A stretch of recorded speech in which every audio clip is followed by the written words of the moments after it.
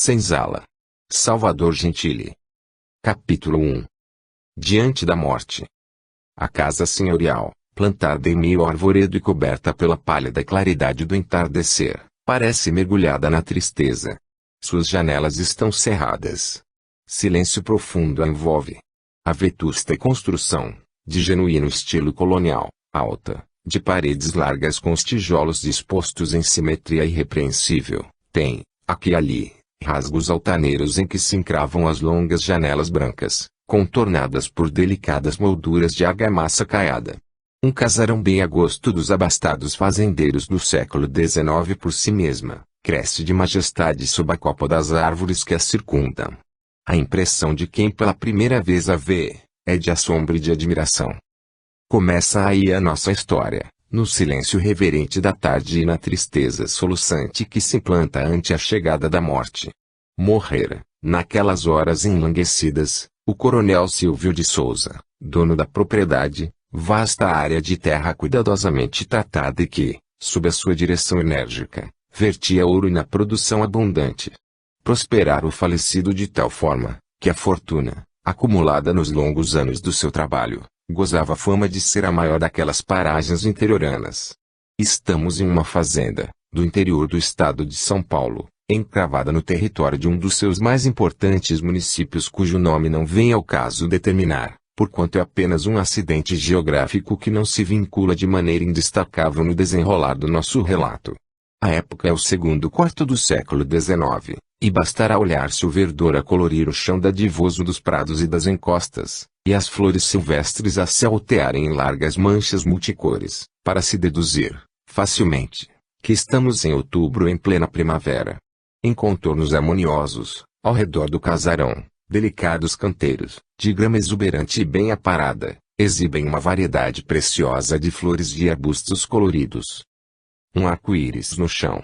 Mas nem o frescor e a poesia, as cores agradáveis e as flores caprichosas, bastam para retirar a sensação de tristeza que paira no vazio ambiental, e nas expressões de recolhimento estampadas no semblante das figuras humanas que se movimentam naquele paisaresco primaveril. E aí, chegam e saem carruagens, e o bater dos cascos dos animais de tração misturados ao ruído das rodas, esmagando calhaus do caminho e folhas secas, são os únicos sons que se sobressaem. Mesmo as pessoas que vão chegando, parecem caminhar com pés cautelosos para não profanarem o silêncio da morte, extravasando-se em respeito. As senhoras mais emotivas sufocam os soluços na garganta, para que o pranto de tristeza não apareça indiscreto. Morrera o coronel, e ninguém queria aceitar a dura realidade. Tão inopinado fora o evento que caíra sobre todos como uma catástrofe irreparável e incompreensível. Quando a morte é esperada, todos sabemos disso, mas nunca nos habituamos a semelhante realidade. No decurso de tempo em que vagarosamente se instala, as pessoas vão se preparando para recebê-las sem surpresas dolorosas. Todavia, quando chega de repente, ceifa os canais da compreensão e da serenidade e traumatiza os corações. Na verdade, intimamente, todos nós supomos que os bons são imortais, insuscetíveis do decesso fatal. São tão úteis e indispensáveis a ponto de nos descuidarmos da justa compreensão de que são seres humanos, sujeitos como qualquer mortal ao ciclo da vida, que tem começo e fim, tanto na cabra pachorrenta que passa as horas a ruminar, simulando um tique nervoso, como no pássaro alegre que gorjeia, senhor dos ares e da natureza, escolhendo o próprio pouso, aqui e ali, entre flores, ou na exuberância das árvores. Morrera o coronel, o bom homem, respeitado por escravos e nobres, crianças e adultos, pois era assim como um símbolo do ideal que todos nós temos e se personifica em alguém.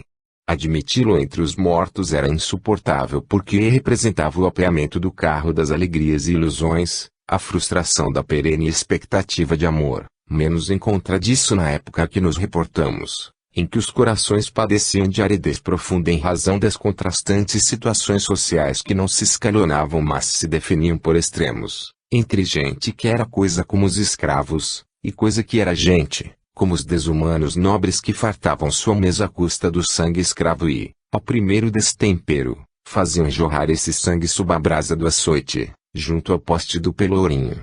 O coronel era o vértice superior do triângulo com os dois braços distendidos para os polos da base, iluminada pela sua influência superior. Todavia, ainda que difícil fosse admitir o infausto acontecimento e muito dolorosa sua aceitação, morrera o coronel. A emoção dos que saíam da câmara mortuária, os olhos brilhantes e sensibilizados, deixando marejar lágrimas discretas, mostravam que já não podiam duvidar da realidade.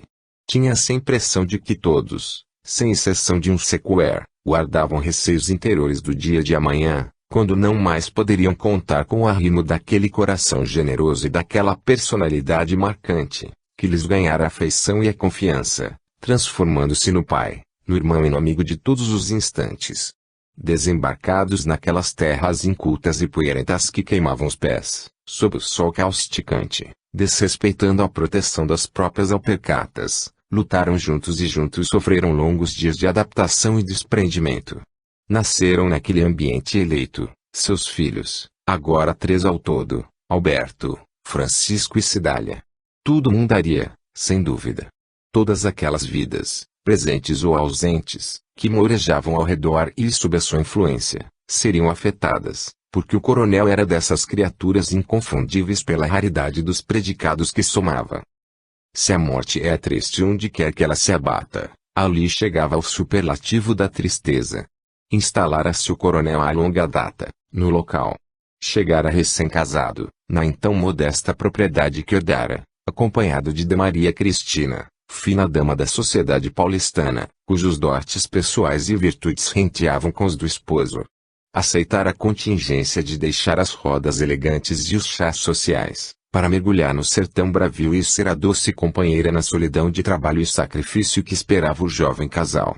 Os anos transcorreram e o relógio do tempo parara 5 lustros depois, naquela tarde triste de outubro, transformada em um anfiteatro da morte, encruzilhada para muitos destinos que seriam, forçosamente, constrangidos a escolher os próprios rumos. Rompera-se o leme e a nau, desgovernada, começava a balouçar sobre as ondas revoltas da realidade e do desconhecido, tendo, em seu bojo, toda uma comunidade que teria de encontrar o próprio porto de ancoradouro. Partiram-se as velas e a força propulsora se extinguira. Os ventos do mundo, conquanto continuassem a soprar, aguardariam novos panos onde se apoiarem para impelir a embarcação, momentaneamente encalhada, com sua tripulação desarvorada pelo medo e pela incerteza. Benedita, a velha serviçal que durante 25 anos tinha o privilégio de ser a primeira a vê-lo, pela manhã, ganhando as suas primeiras palavras, notara-lhe a diferença de expressão, e preocupou-se. Naquele dia fatídico, o coronel Souza levantara-se à hora do costume. Diga-se de passagem, porém, que ao acordar, manhãzinha ainda, como sempre pelo alvoroço e o gorjeio dos pássaros, não se sentia muito bem. Pesava-lhe a cabeça, e ligeira indisposição convidava-o a permanecer por mais tempo no leito. Ligando o fato ao excesso de alimentação na tarde anterior, porém, cobrou ânimo e pulou da cama atento para os múltiplos afazeres do dia. Tomou o café algo pensativo, grave, como acometido de pequeno desânimo, a estampar-lhe na face. "O patrãozinho não está se sentindo bem?" perguntou ela espontaneamente, qual mãe carinhosa que quer adivinhar as dificuldades do filho, em razão da liberdade que o coronel Souza lhe dispensava. "Não há nada, Benedita. Apenas uma ligeira dor de cabeça, que passará logo", respondeu sem deixar transparecer uma nesga de preocupação pelo fato da observação amiga. Após o café, fez o giro costumeiro pelas adjacências da sede da fazenda, passando pelo estábulo, pelo mangueirão, pela pequena granja destinada a produzir para o consumo e, nesse passo, dirigia-se para a colônia onde se agrupavam os trabalhadores que vinham buscar-lhe as instruções para as tarefas. Reunido a eles, ditava-lhes as ordens seguras e minuciosas, distribuindo-os pela extensa herdade para os mistérios do dia. Trouxeram-lhe uma montaria, que galgou lépido, assolando o animal para ganhar tempo e poder vistoriar todas as áreas onde vinham se desenvolvendo os diversos serviços. Mais um pouco e o sol inclemente surpreendia-o cavalgando daqui para ali, atento a todos os detalhes da paisagem, perscrutando-a com seus olhos experimentados, sem deter a marcha. Cavalgou até quase 11 horas, não obstante sentir que a indisposição, ao invés de regredir, se acentuava cada vez mais. Habituado àquele tipo de vida e resoluto no atendimento das tarefas costumeiras que se impunham, cumpriu o programa e apeou, em casa, bastante preocupado com o mal-estar que já o inquietava. Seu almoço foi frugal, contrariando, aliás, seu hábito, porquanto essa refeição era-lhe a principal e nela comia até fartar-se, costumando fazer a cesta por cerca de 1 hora. Levantando-se da mesa, dirigiu-se para o quarto. Ao acomodar-se na cama larga, sobre o colchão de penas, cuja maciez sempre comentava, sentiu-se mais tranquilo, pois guardava a certeza que aquela hora de repouso seria suficiente para debelar a indisposição e devolver-lhe a plenitude da capacidade física. Naquela tarde, dormira um pouco mais e só não fora acordado pelos familiares, à hora habitual, porque Benedita chamara a atenção da patroa para o incômodo que notara, desde cedo, no Coronel Sousa. Eram 15 horas quando se levantou. Lavou o rosto apressadamente e, ao tomar o café, calou qualquer reclamação ou reprimenda, ponderando que os familiares talvez lhe tivessem notado o mal-estar, deixando-o, propositadamente, descansar mais. Ninguém mencionou o assunto, quem sabe para não melindrá-lo ou preocupá-lo desnecessariamente. Da cozinha, onde frugalmente se alimentara, dirigiu-se para o pomar. Notara que as frutas maduras, caindo das árvores, haviam forrado o chão, fazendo-se urgente uma limpeza.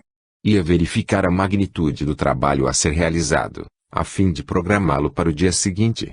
Já estava em meio ao pomar, sob a copa de velhas mangueiras, que se erguiam para o céu, imponentes e generosas, referias de frutos prometendo colheita exuberante, quando sentiu uma dor mais aguda na cabeça, um barulho estranho a repercutir-lhe no cérebro e, de repente, uma sensação violenta de estar sendo arremessado no espaço.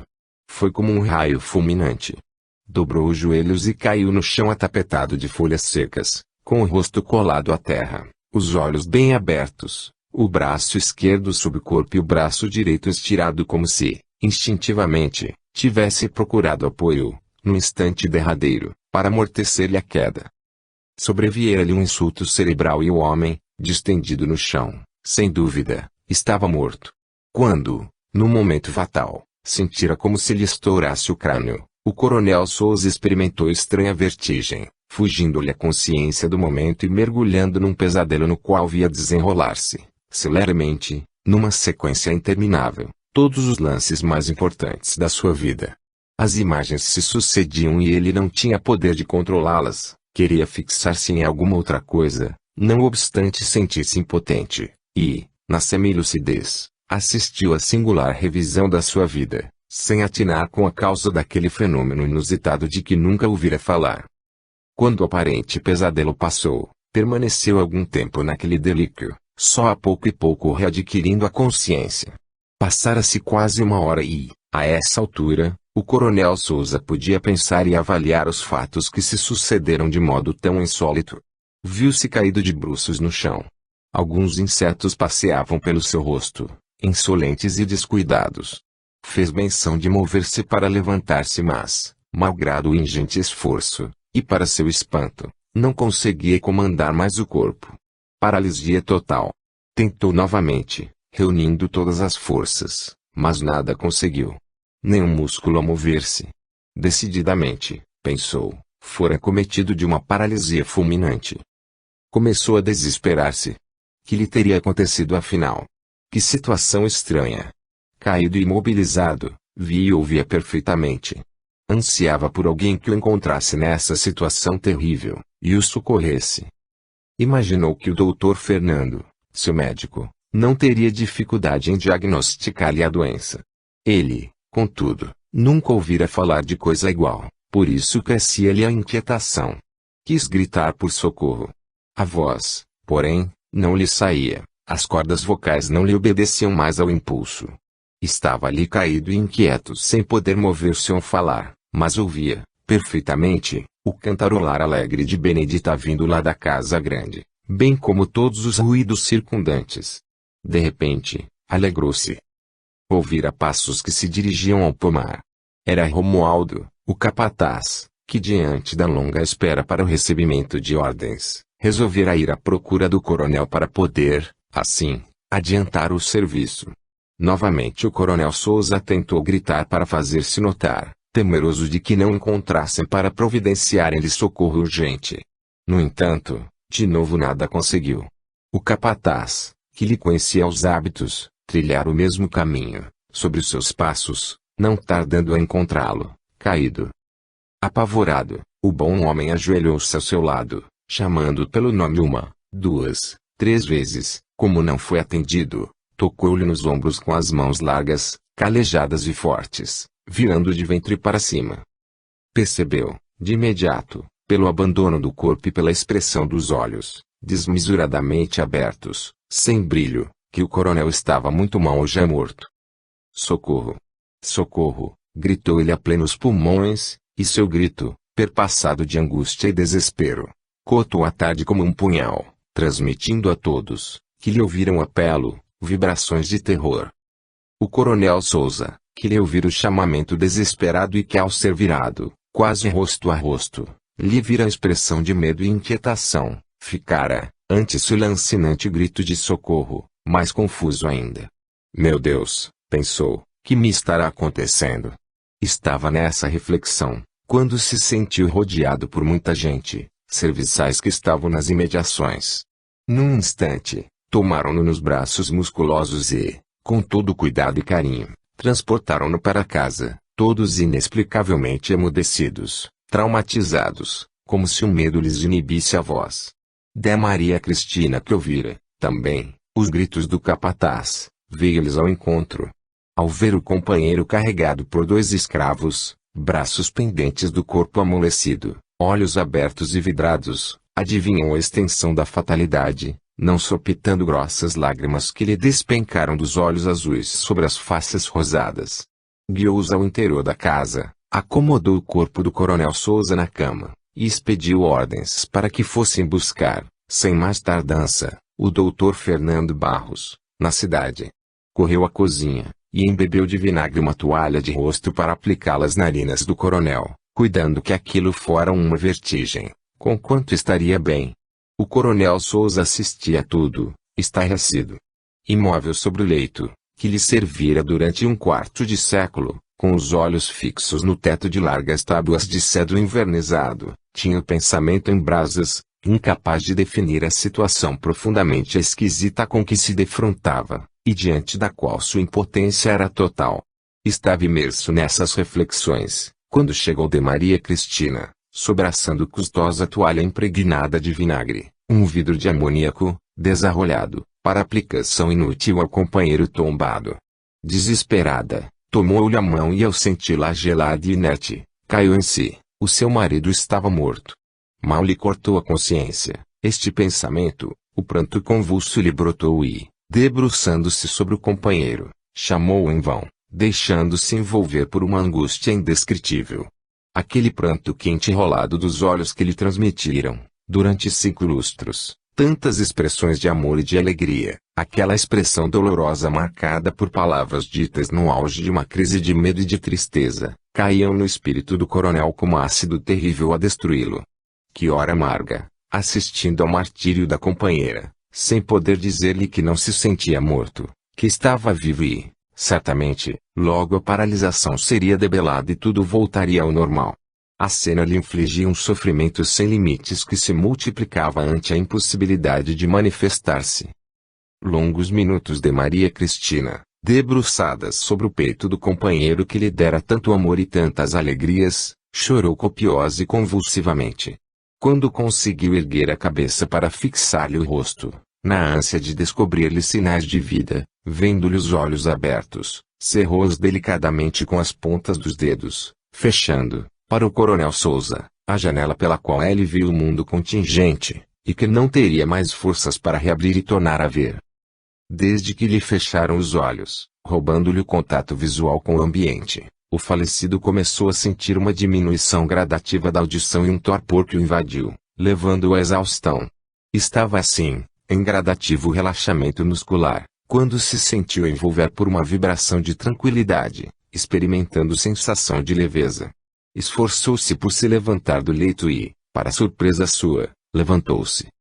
Quando se pôs de pé, ao lado da cama, recuou amedrontado ao ver, sobre ela, o seu corpo distendido e inerte.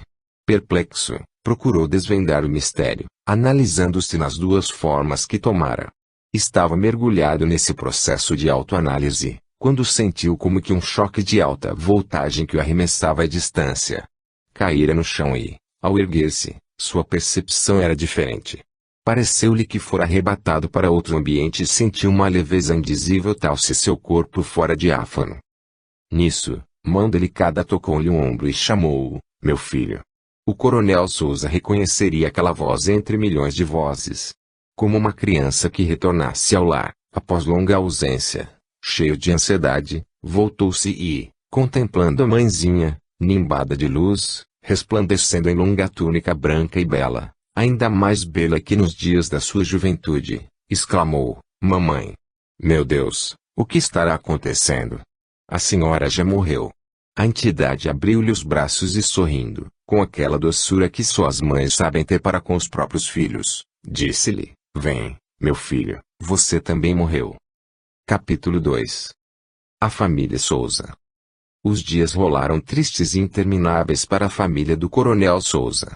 Fora uma semana difícil, inundada de lágrimas. O golpe implacável do destino, assestado na pequena comunidade, surpreender os corações desprevenidos e habituados àquela convivência franca e superior, que o falecido instalara ao seu redor. A ninguém nunca ocorrera a perda irreparável. Morrera um Deus, que soubera entronizar-se em todos os corações, e o trono vazio como que representava o esvaziamento do conteúdo da própria vida, que mantinha vibrante todas aquelas criaturas. A atividade, na fazenda, limitara-se às providências inadiáveis. A desolação era completa, e tinha-se a impressão de que ninguém sabia como continuar as lides do dia a dia, capitaneadas com segurança, até ali, pelo instinto. No dia que nos reportamos, a família Souza regressava da missa de sétimo dia realizada na capela da própria fazenda, quando uma multidão se erguera em preces em favor da alma boa que, no entendimento de todos, pelos elevados dotes espirituais que detinha, erguera-se ao céu. Após o almoço, Dé Maria Cristina cobrou ânimo e reuniu, na sala de estar de vastas proporções, decorada com móveis de estilo colonial e pesadas cortinas de veludo, os três filhos para o entendimento, que já se fazia urgente, em busca da realidade e das soluções para os extensos problemas, a reclamarem continuidade. Sentou-se na velha poltrona de mogno que o coronel usava habitualmente, nas frequentes reuniões familiares que levava a efeito, quando trocava ideias com a esposa e os filhos acerca dos inumeráveis problemas relacionados com os interesses mediatos e imediatos que lhes diziam respeito, ocasiões em que procurava afirmar a unidade familiar e formar o caráter dos descendentes que a vida lhe confiara. Falava de negócios, da educação, da religião e do comportamento reto que se impunha no resguardo dos valores morais e intelectuais da família. Agora, a nobre senhora, afundada na almofada macia e revestida de veludo vermelho, sentia sobre os ombros o peso enorme da responsabilidade que lhe advinha com a morte do esposo. Deixou que todos se acomodassem. Cidália postou-se ao seu lado, sentada em graciosa banqueta de pés recurvados. Alberto e Francisco deixaram-se cair no sofá que compunha o conjunto, pensativos e desalentados. Nos olhos de todos, marcados pelo pranto inconformado, transpareciam tristeza e cansaço. A dor abrira sulcos profundos naquelas almas acostumadas à felicidade. De todos, porém, quem aparentava melhor disposição era Alberto. Moço, de 24 anos, cursava o último ano da faculdade de Direito, atendendo às próprias inclinações e aos conselhos paternos que lhe previam um futuro promissor face ao brilho da sua inteligência. O coronel sonhava colocá-lo, mercê dos méritos próprios, e da sua influência política, em altos postos do governo, facilmente acessíveis, também, pela qualificação acadêmica. Há 8 anos, deixara a fazenda rumando para São Paulo, a fim de estudar. Talvez por isso, por ter se afastado da convivência paterna, sentia menos o peso do adverso acontecimento, embora não pudesse esquecer do carinho que recebera e do apoio que o pai sempre lhe emprestara, cumulando de recursos. Ponderara, durante os dias anteriores, na situação nova que sobreviera e já se conformava em renunciar aos sonhos que agasalhara para o futuro. Sabia que sua mãezinha não poderia lhe prescindir o concurso para a gestão dos negócios. Tivera oportunidade de estudar e conhecer o mundo fora da idade, adquirindo valores para assumir tamanha responsabilidade. Era um moço saudável e de caráter rígido, formado ao influxo de uma educação que sobrelevava o indeclinável cumprimento do dever e o mais profundo respeito às leis. Contudo, não assimilara, do pai, inteiramente, os valores da bondade que sabe ajustar as situações às conveniências da fraternidade mais pura. Muitas vezes, por isso, discordava, intimamente, da liberalidade do pai e da extremada tolerância com os subalternos. Nem por isso, até aquele momento, criticara, ostensivamente, qualquer ato paterno ou procedera contrariamente às linhas gerais de vivência que o coronel impusera a todos. Orientava-lhe o princípio de a cada um o seu e, nessa norma, encontrava a segurança da ordem social. Não aprendera a adocicá-la com os benefícios da tolerância e da paciência, da renúncia e do perdão, que fizeram do Coronel Souza aquele exemplo maiúsculo de personalidade tão querida. Todos, entretanto, confiavam nele e esperavam soubesse inspirar-se, na vida prática, nos exemplos e na orientação deixados pelo pai. Francisco, o outro irmão, contava apenas 16 anos de idade. A diferença de tempo entre ambos ocorrera em virtude de Maria Cristina ter abortado 2 vezes seguidas e o médico prescrever-lhe um período de resguardo, no qual deveria abster-se de engravidar-se. Refeita dos inconvenientes orgânicos, predispuseram-se a novo filho, pelo qual o casal suspirara durante 7 anos. Francisco era uma alma lúcida e generosa. Companheiro inseparável do pai, acompanhava-o, desde os 10 anos, quase durante o dia todo, movimentando-se feliz pela propriedade e seguindo com profundo interesse a atividade paterna. Amava a terra e amava todas as criaturas daquela singular comunidade. Crescera brincando entre os negrinhos, filhos de escravos, na mais completa cordialidade. Nunca tirara partido da situação que os diferenciava. Tratava-os como irmãos, respeitando-os como tal e, nessa vivência humilde e fraterna, comunicava-lhes os valores que recebia em casa, de maneira que seus companheiros lhe imitavam a educação e o trato. Quem chegasse na fazenda, de inopino, e os surpreendesse nos folguedos alegres, junto aos filhos de escravos, nem de leve suspeitaria de que aquela criança, formosa e singela, misturada a gente de cor, fosse filha do Coronel Souza.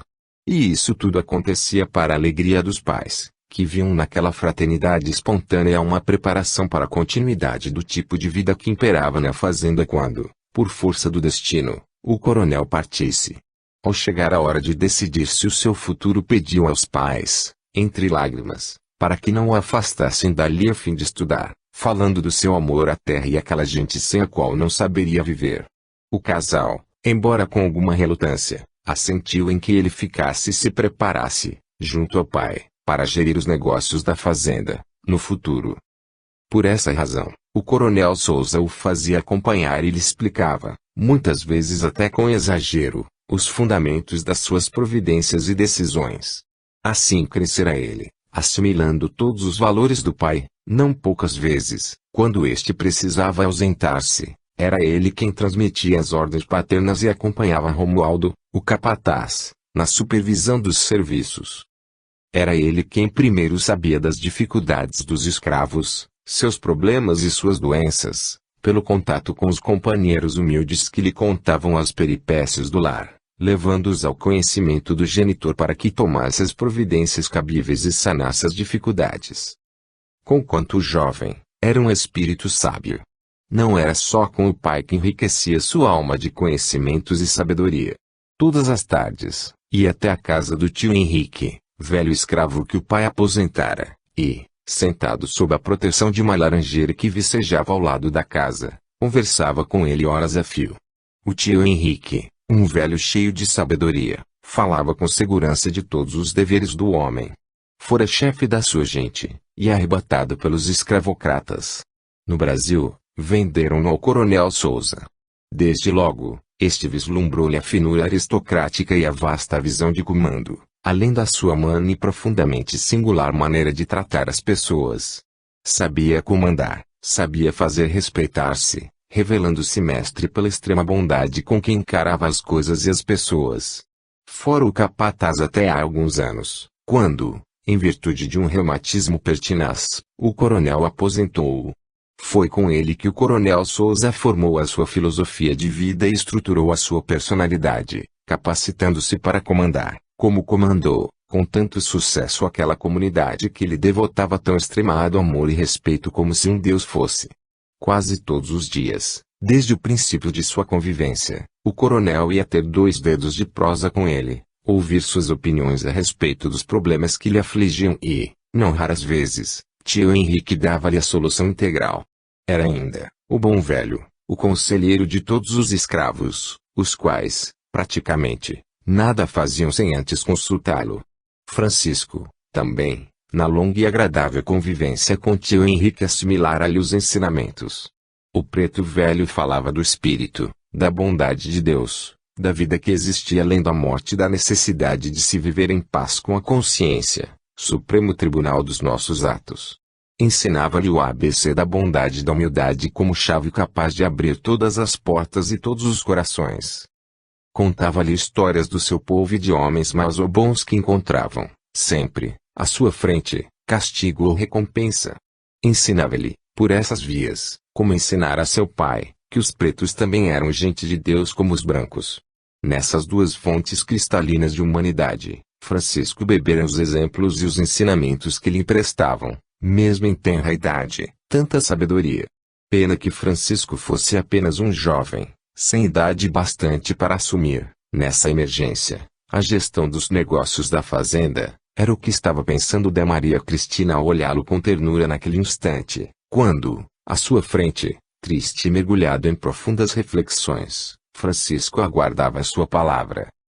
Cidália tinha 14 anos e, se cumprissem os planos paternos, no princípio do ano, demandaria um colégio em São Paulo para iniciar-se nos estudos superiores. Simples e bonita, os cabelos loiros lhe emolduravam as faces graciosas, encimadas por 2 olhos azuis tão serenos como a placidez do lago em tarde de calmaria. Também ela crescera brincando com o irmão e com as meninas da fazenda, herdando as virtudes primorosas de seus pais e, mais particularmente, de sua genitora de cuja boca nunca ouvira uma recriminação ou uma impropriedade. Nesse instante, na sala sóbria e ampla da casa grande, reuniam-se 4 almas valorosas, para as quais o destino abriu um novo capítulo em suas vidas. Todas essas considerações passaram pela cabeça de D. Maria Cristina, enquanto reunia forças para iniciar o entendimento e olhava, enternecida, os filhos que a rodeavam. Meus filhos, disse ela, afinal, estamos reunidos para decidir o que faremos daqui para frente. Os dias de luto que vivemos, creio, já bastaram para que extravasássemos todas as nossas tristezas. Com a morte de Souza cabe-nos, sem mais tardança, tomarmos as decisões que orientem nossas vidas. Sei que não é fácil, já que vivemos tanto tempo despreocupados, sob a sombra da sua autoridade, que a tudo provia. Contudo, não podemos nos entregar à inércia ou desconsolo. É necessário que enfrentemos a realidade, e assumamos as nossas obrigações em novo nível. Graças a Deus, recebemos o fardo desta hora suportado sobre bases sólidas, que a generosidade do meu marido conseguiu edificar. Estamos cercados de criaturas que nos respeitam profundamente e que, sem dúvida, jamais nos suscitarão problemas insolúveis.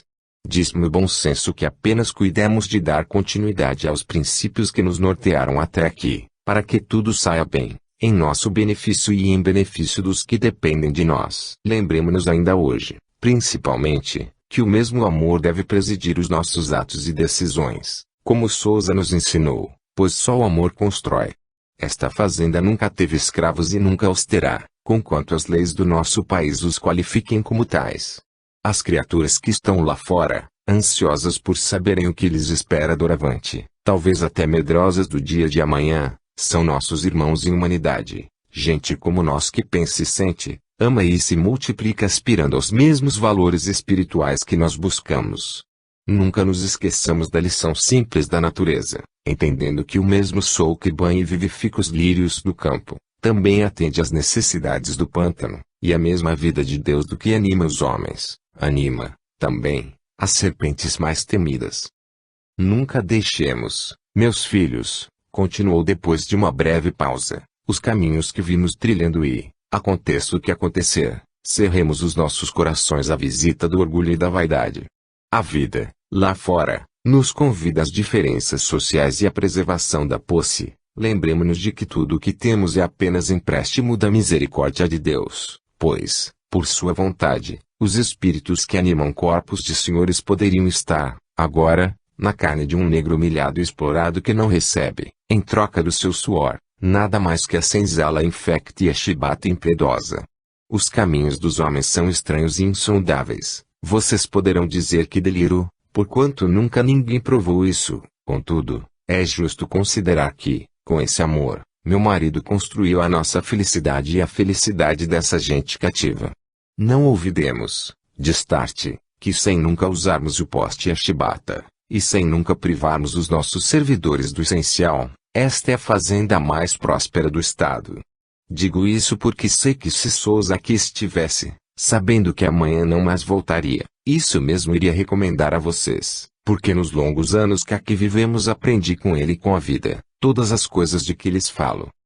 Os olhos dos três jovens estavam marejados de pranto, agora de emoção, de uma emoção sublimada, pois lhe parecia que as palavras da genitora, tocadas de um estranho encanto, vibravam-lhes nas fibras mais íntimas. Tinham mesmo a impressão de que estavam sob a influência de forças superiores, e as palavras de Maria Cristina eram proferidas sob inspiração divina.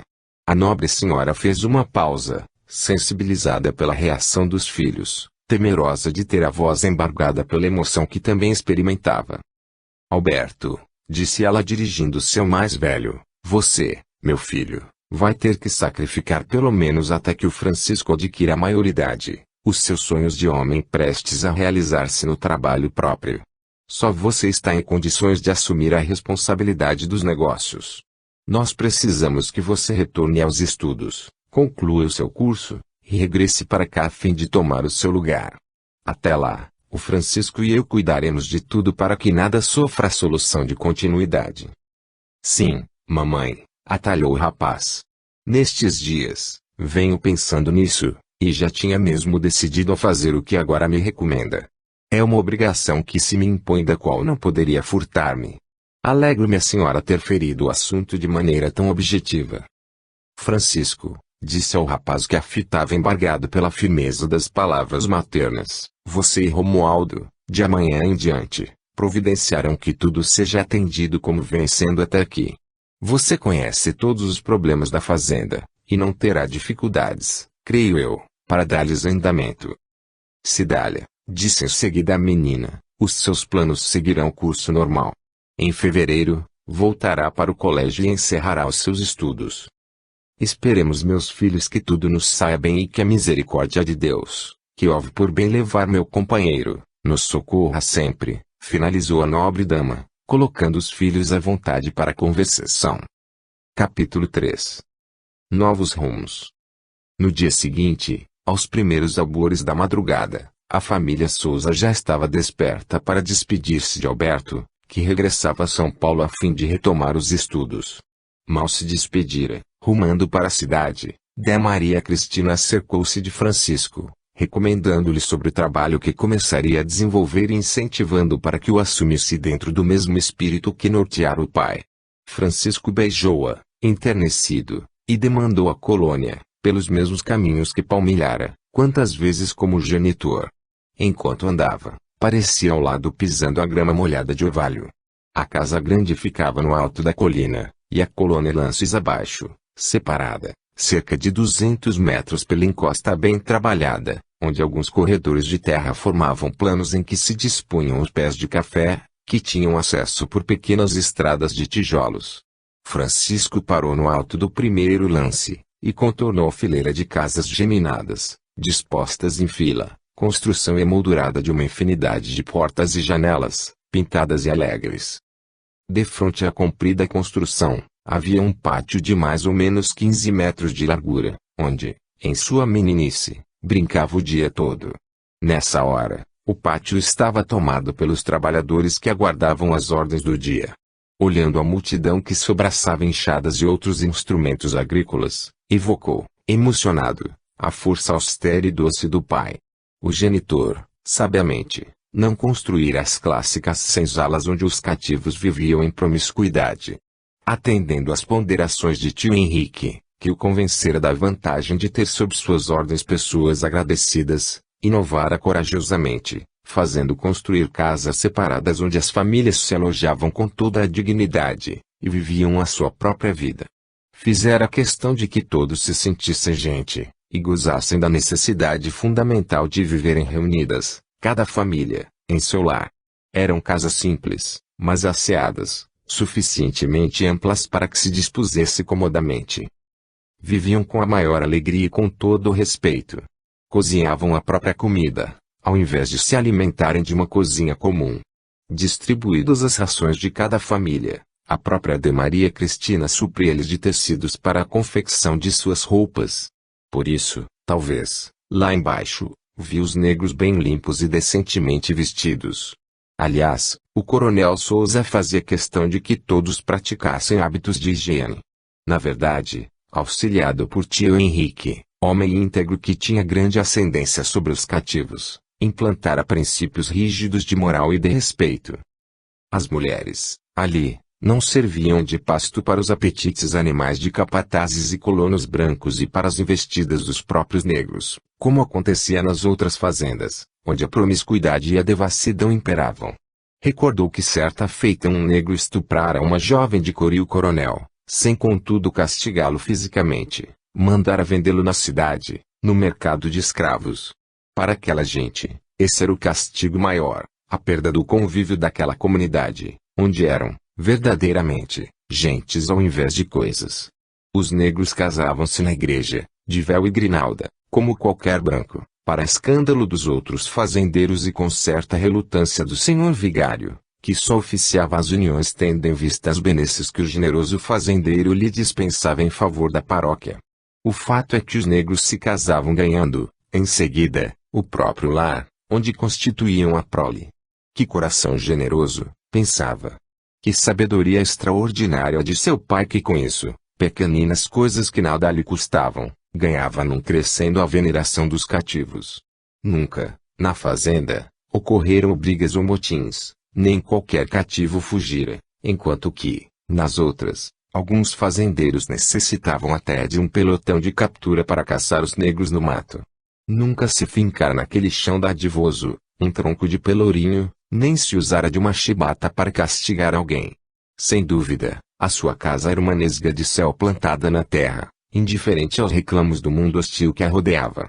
Imerso nessas reflexões de reconhecimento e de saudades, venceu, vagarosamente mas a passos firmes, todos os lances do caminho, até o pátio onde era guardado. Acercou-se de Romualdo, e pediu que reunisse todos ao seu redor, para falar-lhes. O jovem proprietário, com voz serena, ante o silêncio expectante de todos, tomou a palavra. Meus amigos, disse com aquela sinceridade que o caracterizava, nada mudará em nosso relacionamento com vocês. Tudo será como antes. Procuraremos agir dentro dos mesmos princípios de nosso pai, e vocês continuarão a ser, para nós outros, o que sempre foram até aqui. Pedimos a mesma ordem e o mesmo respeito que sempre imperaram nesta fazenda, e que nos assegurou uma convivência feliz. Ninguém tema por coisa alguma, conquanto se esperará de todos a mesma conduta exigida por meu inesquecível pai. Vamos trabalhar todos unidos, como se meu pai daqui nunca se houvesse ausentado.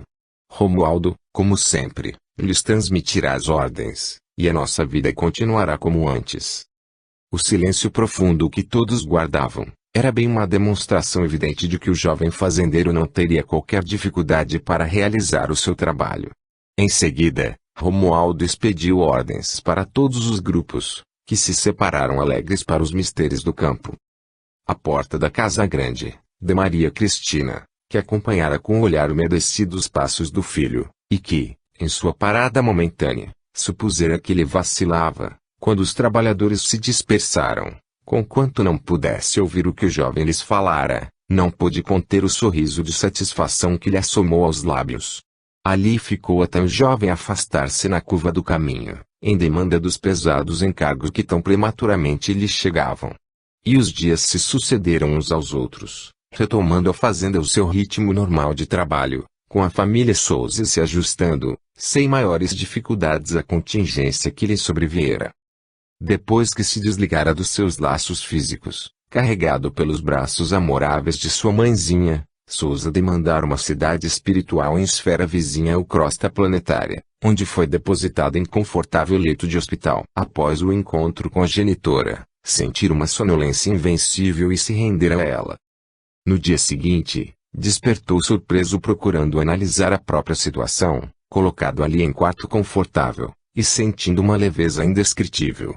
Procurava rememorar as horas angustiantes que vivera lembrando o encontro com sua mãe, e a evidência de que havia morrido. Apalpou-se, algo amedrontado, e verificou, sem muito esforço, que estava íntegro. Ele mesmo, senhor dos próprios pensamentos e ser vivente, conquanto à ocorrência da morte física, indiscutível. Sentia o coração bater, respirava, e até experimentava as sensações de fome. Lembrou-se das conversas com tio Henrique, e o preto velho lhe falava da imortalidade do espírito e lhe assegurava que a morte nada mais era uma pequena transformação, sem o poder de aniquilar a personalidade. Dizia-lhe que o espírito habita planos de vida, mais puros e mais felizes, e que cada um continuaria a ser aquilo mesmo que sempre fora. Falava-lhe do reencontro com os seres queridos, que nos antecedem na morte, e assegurava-lhe que os laços de amor vigiam por toda a eternidade. Sempre amara profundamente o velho servidor e admirava sua sabedoria, mas, só agora podia avaliar o quanto, realmente, era sábio, perguntando-se como aquela criatura podia conhecer esses mistérios inacessíveis aos mais cultos da terra, inclusive aos sacerdotes, nos quais, muitas vezes, surpreendera o medo de morrer e mais crassa ignorância de tudo isso que via e que sentia. Recordou-se das crenças do céu e inferno, diabos e purgatório, e das teorias materialistas que não viam, além da morte, nada mais que o não ser. Na verdade, nunca dera muito crédito às afirmativas arrojadas de tio Henrique, contudo, jamais aceitaram nada materialista, nem as soluções, muito humanas que a igreja procurava dar às implicações da morte. Estava mergulhado nessas reflexões sérias, quando bateram delicadamente a porta, e uma enfermeira entrou no recinto, acercando-se do seu leito. Coronel Souza, disse ela, como se sente? Confuso, honestamente confuso, retrucou espontaneamente. A moça estampou um sorriso generoso de compreensão e, afagando-lhe os cabelos grisalhos, confortou-o. Na verdade, sem ter se preparado para essa experiência, nem seria justo esperar que você tivesse explicação para as novidades com que se depara. Diga-me, senhorita, onde estou? Arriscou Souza, ante a cordialidade da visitante. Você está em uma cidade espiritual bem próximo da Terra, para um estágio de convalescência e adaptação neste hospital. Conquanto se surpreenda a vivo e me veja corporificada como qualquer ser humano, somos nós os mortos do planeta, que deixaram os corpos para os vermes a fim de que o espírito pudesse livrar-se para a verdadeira vida. Tivemos, nós todos, na Terra, noções errôneas acerca do fenômeno da morte, mas, graças a Deus, podemos nos sentir bem vivos em nós mesmos, após o decesso físico, respondeu-lhe a jovem amavelmente.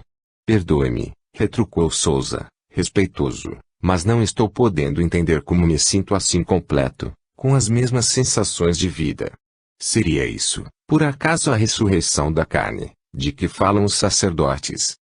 Não, meu irmão, respondeu o atendente com largo sorriso de benevolência, nada mais de carne. Estamos, isto sim, diante da ressurreição do espírito. A carne é a instrumentalidade terrena de que se vale o espírito para as suas experiências no campo físico. Mas acalme-se e não procure solucionar de vez todas as suas interrogações, muito justas, aliás. Vamos dar tempo ao tempo e, pouco a pouco, você compreenderá todas as particularidades da sua nova vida. Nem é justo que eu lhe expenda conceitos que, talvez, não possa entender, agora, por desconhecimento dos princípios fundamentais que regem a vida do espírito. Alegro-me de vê-lo sereno e confortado, pois isso é o principal para sua adaptação, no momento. Para a surpresa de Souza, nesse instante, Entrou no quarto um homem, aparentando meia-idade, portando uma pasta cheia de instrumentos, acercando-se do leito. Este é o irmão Salvius, noticiou a jovem apresentando-o a Sousa. Ele o atenderá na convalescença, e orientará com segurança. Chamo-me Alice, e quando precisar de mim, para alguma coisa, basta puxar esse cordel, logo acima da guarda da cama e virei imediatamente para atendê-lo. Despediu-se de Sousa, deixando-o com o visitante. Este desamarrou a sacola retirando uma série de instrumentos, passando a auscultar-lhe o organismo, silenciosamente. Depois de um minucioso exame, a que Sousa assistira maravilhado, depositou os instrumentos sobre a mesa e dirigiu-lhe a palavra. Meu irmão, você chega em boas condições ao nosso plano. Creio que amanhã mesmo poderemos sair para um passeio no parque. Por ora, descanse e procure não se inquietar com interrogações desnecessárias, que só poderão prejudicar-lhe a recuperação. Meu amigo, arriscou Sousa, todos morrem do mesmo modo. De forma alguma, respondeu Salvius, afavelmente. Cada um morre como pode, isto é, de acordo com os valores que ajuntou para si no enriquecimento do espírito. Você teve o privilégio de despertar nos braços maternos, tão logo se lhe destrambelhou a máquina física. Outros, no entanto, são constrangidos a acompanharem os próprios despojos, assistindo-lhes à decomposição ou a desligarem-se perturbados, vagando sem rumo por dias, meses e até séculos. Outros ainda, porque acreditavam fosse a morte o termo da vida, dormem irremediavelmente por longos períodos. Sousa experimentou um calafrio diante da notícia que recebia, e rendeu graças a Deus por não ter atravessado essas experiências dolorosas. Contudo, acalme-se, continuou o instrutor ao perceber-lhe o espanto. Logo você compreenderá os mecanismos dessas situações, e sentir-se-á muito feliz pela vida que viveu. Homem da terra, algum dia você colheu o que não plantou? Não, respondeu Sousa. Nem poderia esperar isso. Da mesma forma, meu amigo, em qualquer plano da vida, cada um de nós recolhe os frutos da própria semeadura. Amanhã, conversaremos com mais vagar. Preciso ir, outros afazeres me esperam, arrematou Salvius. Retirando-se do quarto e fechando delicadamente a porta, enquanto Sousa tornava, sozinho, à meditação. Na noite anterior, depois de ingerir a agradável alimentação que Alice lhe trouxera, Sousa dormiu profundamente. Despertou aos primeiros raios de sol que lhe invadiram o quarto amplo, quedando-se na cama pensativo, rememorando as impressões do dia anterior e dando campo a uma multidão de interrogações que lhe povoaram o espírito. Jamais se preocupara em analisar o fenômeno da morte e as suas consequências. Fora essencialmente prático e o seu dia, na Terra, era absorvido, inteiramente, pelos problemas do momento. Seu trabalho, suas extensas responsabilidades, tomavam-lhe todos os minutos de forma que não aprendera a pensar nas coisas que lhe fugiam ao interesse imediato. Algumas vezes, na igreja, ouvira os sermões do vigário a respeito da sobrevivência do espírito. Contudo, como sua razão não aceitava aquelas soluções, relegava o assunto para plano inferior. Agora havia aqui, mesmo religioso, de certa forma, não acreditava na vida depois da morte, porquanto o assunto nunca lhe merecera maior atenção. Se colhera bênçãos de assistência carinhosa, fora por misericórdia de Deus, porque nada fizera, na vida terrena, tendo em vista a preparação dessa situação privilegiada. Entretanto, ali estava, e dava graças à divina providência por não ter mergulhado no caos, ante o evento que o desligou do veículo físico. Lembrou-se das horas aflitivas da desencarnação, quando foi constrangido a assistir, imobilizado, às cenas dolorosas que se desenrolaram ao seu redor, no extravasamento afetivo de familiares e servidores. Surpreendia-se por não agasalhar muita preocupação com a posição da família face aos problemas que ficaram dependendo, agora, para sua continuidade, da ação de outros responsáveis. Afinal, obtemperou-se para si, tudo estava em ordem e os familiares saberiam, sem dúvida, continuar a vida, na fazenda, no mesmo ritmo. Os recursos financeiros que lhes deixara, bastariam para que vivessem tranquilos, e sua esposa e filhos estavam acostumados ao equilíbrio que não exige muito para manter-se. Alberto deveria formar-se em breve, e tinha tudo para abrir largos caminhos de progresso. Francisco conhecia os mistérios e as necessidades da fazenda e poderia ajudar sua mãe com muito sucesso. Cidália iria para o colégio e ficaria, assim, protegida. Quem poderia sentir mais a sua falta, seria Maria Cristina, já que após 25 anos de convivência feliz, seria constrangida a solidão afetiva. Restava-lhe, contudo, dividir o seu grande amor entre os filhos e arrimar-se neles para contrabalançar-lhe a ausência.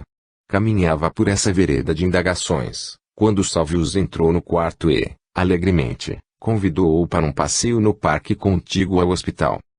Vestiu-se rápido, ansioso por tomar contato com as novidades lá de fora, conhecendo, assim, o mundo espiritual além das paredes acolhedoras daquele aposento. Ganharam um longo corredor onde jovens enfermeiras iam e vinham, sozinhas ou em grupos. Presumia serem enfermeiras em razão da vestimenta e dos petrechos que portavam, com características de serem para uso médico. Tudo era um silêncio respeitoso. As moças conversavam, sorridentes e felizes. Este hospital, disse Salvius procurando estabelecer o diálogo franco e fraterno, abriga quase 1 milhar de espíritos recém-vindos do plano físico. Estamos em ala destinada aos irmãos que retornam em melhores condições mentais, existindo outras, no entanto, em que impressão, dada a perturbação dos que ali se abrigam, não é tão boa e tão serena como a que você sente aqui. Todavia, sua reação seria filha do desconhecimento da vida que nos cerca, nós, os que aqui lidamos, no entanto, acostumados ao trato com os hóspedes e com as nossas obrigações de mantença de equilíbrio mental e emocional, não notamos muita diferença. A esta altura, os dois alcançaram um grande hall onde alguns espíritos conversavam, em grupos dispersos. O hall dava para uma escadaria externa de onde descortinava formoso parque, marcado de canteiros dispostos em graciosos contornos. Árvores frondosas e delicadas, conquanto de porte médio, ofertavam sua copa larga e espessa sombra acolhedora, enriquecida por bancos formados de vegetação verde florida oferecendo-se para o descanso dos internados. Entre os canteiros, as ruas pavimentadas em pedra colorida, formando desenhos harmoniosos, contrastavam com o verde da grama bem cuidada e as variedades de flores multicoloridas do imenso jardim. Centenas de pessoas estavam dispersas pelo parque, em animada e alegre conversação, ou andando pelas ruas sinuosas, ou sentadas sob a copa das árvores. Sousa estava embevecido diante do espetáculo de singular beleza. Seus olhos percorriam todo aquele ambiente acolhedor, maravilhados e surpresos. Jamais poderia supor que, além das fronteiras misteriosas da morte física, pudesse existir uma vida tão exuberante a manifestar-se em espetáculo de beleza indescritível. Salvius convidou a sentarem-se em gracioso banco de relva. Sousa temia abusar do amigo, todavia, uma multidão de perguntas se engatilhavam em sua cabeça diante de tanta coisa nova para o seu entendimento. "Que lugar maravilhoso!" exclamou, procurando o início da conversação que ansiava levar a termo com vistas ao esclarecimento da sua curiosidade. "Sem dúvida", respondeu Salvius. "Este é um dos parques mais graciosos e acolhedores do nosso hospital, conquanto, na cidade onde estamos, existam muitos deles, mais belos ainda, e nos quais as criaturas da nossa comunidade passam horas agradáveis ao encontro dos amigos." "Quer dizer, então, que estamos em uma cidade do mundo espiritual?" perguntou Sousa algo intrigado. "Sim", esclareceu o companheiro, "uma cidade de dezenas de milhares de habitantes e algo parecida com as da Terra. Difere delas mais em razão da natureza da nossa comunidade, onde a vida transcorre em outros moldes e a organização social atende um tipo de interesse essencialmente coletivo. Aqui, todos vivem e trabalham voltados para um fim único, o bem-estar geral, enquanto na crosta cada um procura atender os próprios reclamos, indiferente às expectativas da coletividade." "Então, aqui, também, todos trabalham?" perguntou Sousa, atalhando-lhe os esclarecimentos. "E por que não?" respondeu o mentor, bondosamente. "A vida não dá saltos, meu amigo, e, como você pôde testemunhar desde que aqui chegou, as pessoas que se movimentavam ao seu redor tinham uma função definida, sujeitando-se às exigências das tarefas que lhes cabiam realizar. Estamos muito longe da suposição, vigente na Terra, de que a morte é um descanso. Até que o espírito baste a si mesmo, tem que percorrer longos caminhos da eternidade, que mal podemos divisar. Enquanto cada um de nós depender do concurso de outrem, com certeza, ali estará o trabalho organizado para atender a essa dependência. E como palmilharemos esses caminhos da eternidade, a que você se referiu? De que forma o espírito alcançará essa autossuficiência? Alongou Souza. De que maneira, pergunto.